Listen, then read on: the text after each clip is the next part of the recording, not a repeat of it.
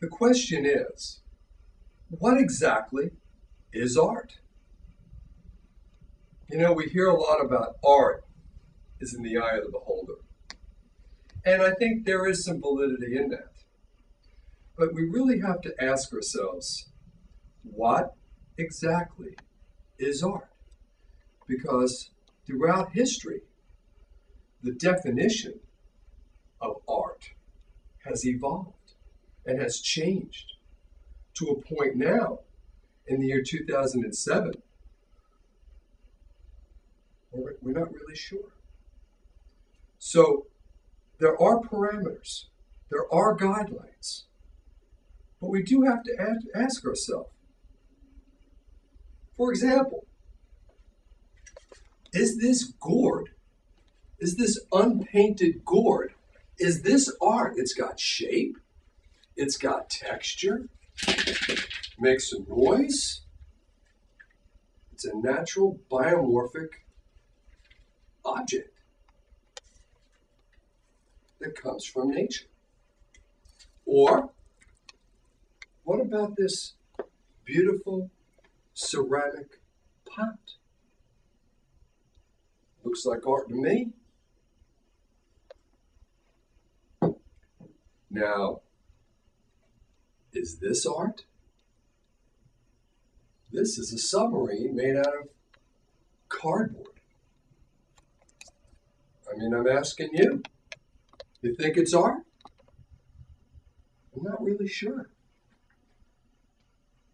Now, what about the art that's on your refrigerator that your children make? I've got one over there. We'll go look at it in a minute.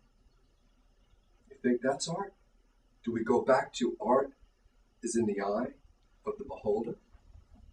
Here in my personal art gallery, I have a pair of Converse sneakers. My daughter, 15 years old, is a bit of an artist, and these were the first Converse that she ever wore, and she wears Converse sneakers all the time, and she always mixes and matches them, different colors. So I put them in my art gallery because, to me, they're kind of artsy. And they remind me of my daughter. Now, would this jug be art? You think? Well, let's take it to a whole new level. Let's just put this here. Is that art? Well, what about that photograph? You think that's art? Or this self-portrait. This is a self-portrait that I did of me. Do you see the resemblance? You think? Is it art?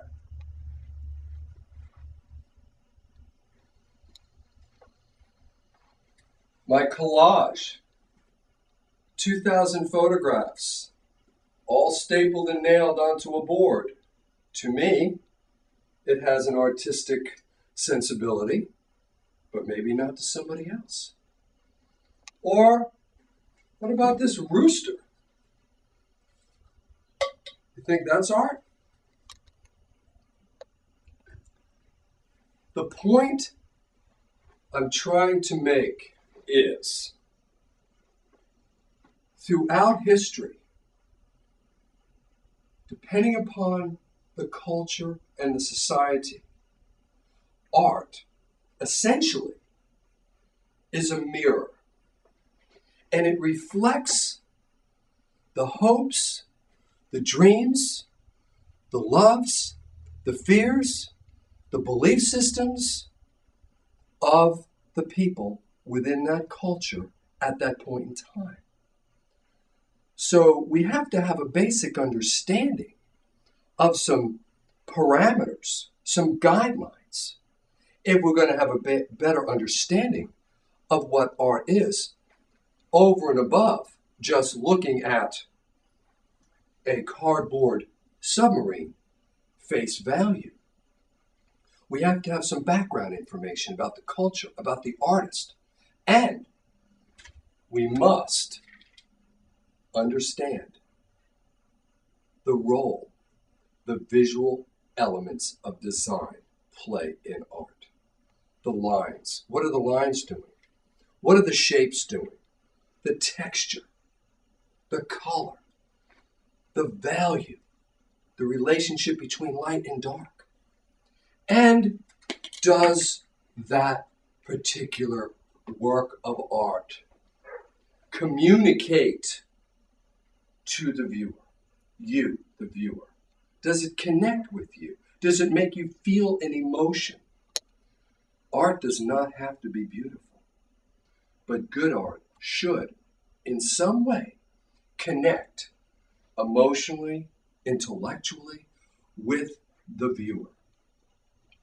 So, not all art has to be pretty, but it should have some type of emotional impact on the viewer. Now, we're going to talk about, and we're going to discuss, and we're going to explore what art is. But essentially, it should have some type of deliberate statement. It should make a statement in some way, pro, con, positive, negative, harsh, beautiful, that connects with the viewer.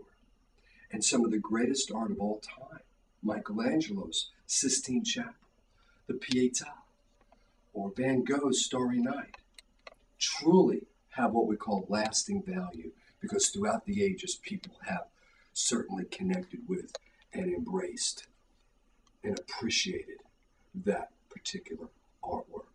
So I'm asking you all to keep an open mind in this class.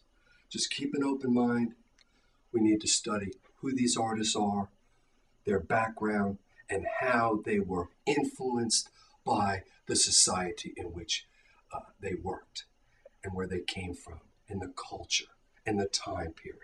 Because art in the year 1880, what was considered art, might not have been in 1740. And the cardboard submarine may be art today, but in 1842, it would have been laughed at. So let's keep an open mind. We'll explore these issues, and we're going to really take a good hard look at what art is and how the culture and the society impacts how we as viewers look at art through the ages.